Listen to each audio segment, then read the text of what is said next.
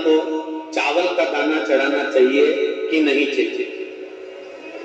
किसी ने पूछा कि चावल का दाना एकादशी पर भगवान शंकर को चढ़ा सकते, चावल का दाना शंकर जी को चढ़ाते क्यों है? पहले तो वो समझ लो। बेलपत्री का तो महत्व आपको बार बार बताया कि बेलपत्री शिव जी को क्यों चढ़ाई जाती है, कहीं रोग के लिए, कहीं बीमारी के लिए, कहीं किस कार्य के लिए, कहीं कोई कार्य के लिए, कहीं कोई कार्य के लिए। चावल का दाना अगर हम शंकर भगवान को चढ़ा रहे तो क्यों चढ़ा रहे, उसका कारण क्या है? चावल का दाना शिव को चढ़ाने का केवल एक कारण रहता है कि चावल को अक्षत कहते हैं। अक्षत का मतलब होता है अक्षय।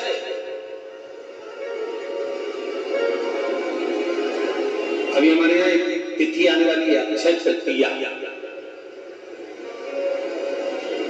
उसका मतलब क्या होता है? अक्षय, जिसका कभी क्षय ना हो। जब हम भगवान शंकर को चावल का दाना चढ़ाते, जैसे बहुत ध्यान दीजिएगा महाराज, बहुत समझने वाली बात है, बहुत ध्यान।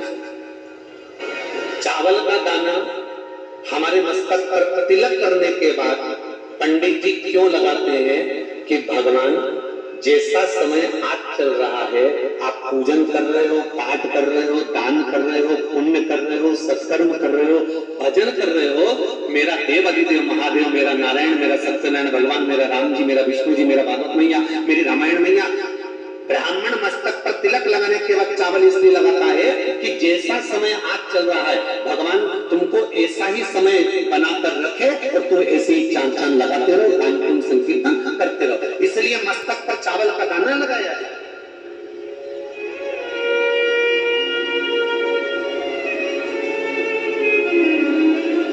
कोई मर जाता है,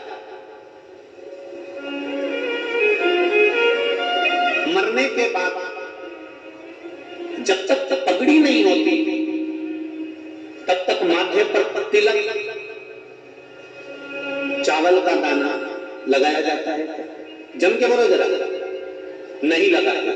किसी पंडित जी से पूछो, ब्राह्मण देवता से पूछो, ब्राह्मण देवता ये कोई मर गया, और हमारा तो नियम है कि हम सिर पे तिलक लगाते हैं, चावल लगाते हैं, या पंडित जी से हम तिलक लगवाते हैं, मंदिर जाते हैं तो मंदिर में जाके तिलक लगवा के हम चावल का दाना लगवाते हैं। क्यों नहीं लगाते? उसका कारण क्या है? जब किसी के मरने के बाद 10 दिन तक, 12 दिन तक मस्तक पर तिलक क्यों नहीं लगाया जाता? 10-12 दिन तक माथे पर तिलक या चावल क्यों नहीं लगाया जाता? उसका कारण है कि ये जो समय आया है, तुम्हारे यहाँ जो कमी हुई है, तुम्हारे यहाँ कोई मर गया है, तुम्हारे यहाँ किसी के प्राण छूट गए हैं, तो ब्राह्मण इसलिए तिलक नहीं लगाता आपको, इसलिए चावल का दाना नहीं लगाता कि ऐसा दिन भगवान अब ना लाए, इसको अमर ना करे, इसको अक्षय ना करे, इसको प्रबल ना करे।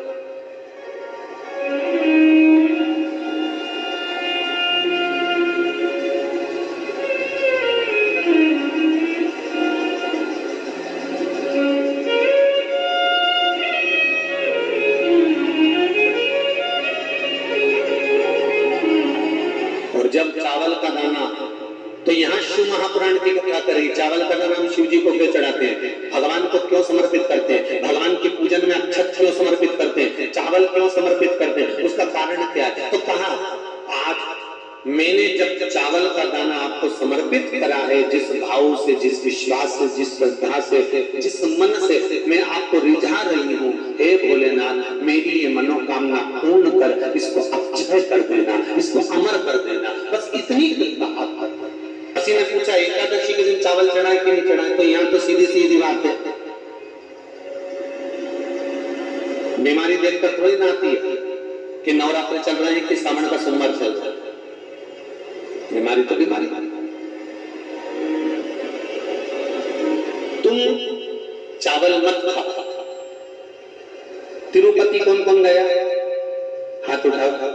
ठीक है। जगन्नाथ जी कौन कौन गया? हाथ उठाओ। हाँ ठीक है। द्वारका जी कौन कौन गया? हाथ उठाओ। ठीक है। बद्रीनाथ कौन कौन गया? हाथ उठाओ। ठीक है। एकादशी के दिन कभी तुम बद्रीनाथ चले जाओ, एकादशी के दिन तुम द्वारका चले जाओ, एकादशी के दिन तुम तिरुपति चले जाओ, एकादशी के दिन तुम जगन्नाथ चले जाओ, एकादशी के दिन तुम्हारी मर्जी पड़े भगवान के किसी धाम में चले जाओ और भगवान को भोग लगाओ और उनकी थाली को झांक कर देखना, उसमें चावल जरूर मिलेगा। उसमें ऐसा नहीं कि चावल नहीं मिलेगा। बद्री नारायण में भगवान को चावल का भोग लगा हुआ मिलेगा, द्वारका में चावल का भोग लगा हुआ मिलेगा, आपको जगन्नाथ में चावल का भोग लगा हुआ मिलेगा, तिरुपति में मिलेगा, द्वारकाधीश में मिलेगा, नाथद्वारा में मिलेगा, सांवरिया सेठ में मिलेगा, काकरोली जी में मिलेगा। आप जहां जाओगे वहां पर एकादशी के दिन भगवान को चावल आएगा, क्योंकि भगवान के लिए परहेज नहीं है। जो काम में डूबा हुआ है, जो आसक्ति में डूबा हुआ है, जो लोभ में डूबा हुआ है, जो वासनाओं में डूबा हुआ है, जो तृष्णा में डूबा हुआ है, और जो माता के गर्भ से जन्म लिया, एकादशी के दिन चावल उसको नहीं खाना। अब हमारे यहाँ तो कहावत में कहते हैं, राम जी की जब स्तुति गाते हैं तो कहते हैं भय प्रगट, आती है आप लोगों को एक लाइन तो आती होगी, गाओ जरा। भय प्रगट दीन कौशल्या।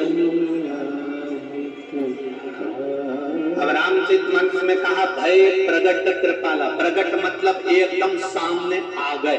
यहाँ लिखा पेदा भय लाला। अगर तुलसीदास जी लिखते तो जन्म लिया होता राम जी ने तो तुलसीदास बाबा लिख देते कि पैदा भय, माता के गर्भ से इनका जन्म। नहीं नहीं नहीं, यहाँ कहा भय प्रगट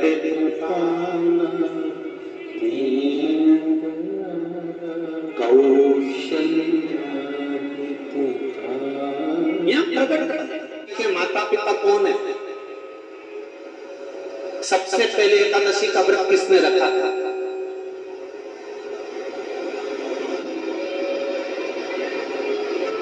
एकादशी का जन्म स्थान कहां है?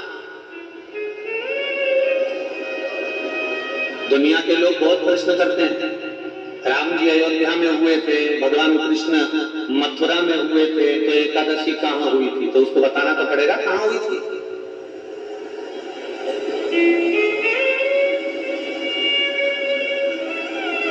उसने वर्णन किया कि एकादशी के माता पिता कौन, एकादशी का व्रत सबसे पहले किसने स्टार्ट किया, एकादशी का जन्म कहां हुआ, एकादशी को क्यों चावल नहीं खाते, एकादशी के दूसरे दिन चावल का दाना खाना क्यों जरूरी है।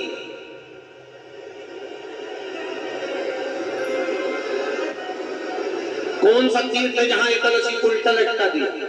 एक एक चीज का वर्णन स्कंद पुराण सब चीजों का वर्णन कर देते हैं।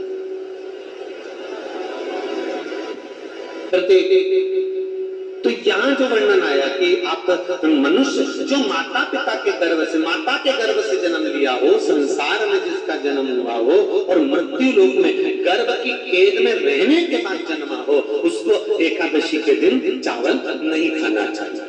मारा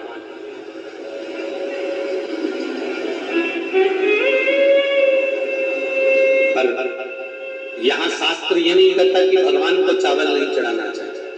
यहाँ शास्त्र कहता है आप शिव जी को चाहे एकादशी हो, चाहे द्वादशी हो, चाहे प्रदोष हो, चाहे पूर्णिमा हो, चाहे अमावस्या हो, चावल का दाना आप भगवान शिव को समर्पित कर सकते हो। और ज्यादा नहीं, शंकर कभी ये नहीं कहते कि मुझे बहुत सारा चढ़ा।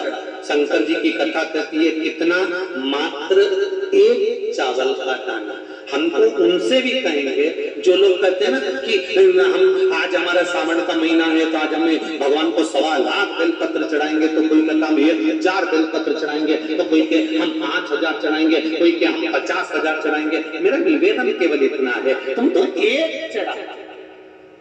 और ये भी जरूरी नहीं है, एक बेलपत्र भी कब चढ़ाई जाती है शंकर भगवान को, जब तुमने किसी एक बेलपत्र का पेड़ लगाया होगा और वो पेड़ बड़ा हो गया होगा, तब तुम हकदार बनते हो कि किसी के पेड़ की बेलपत्र तोड़कर शिव को चढ़ाई जाए।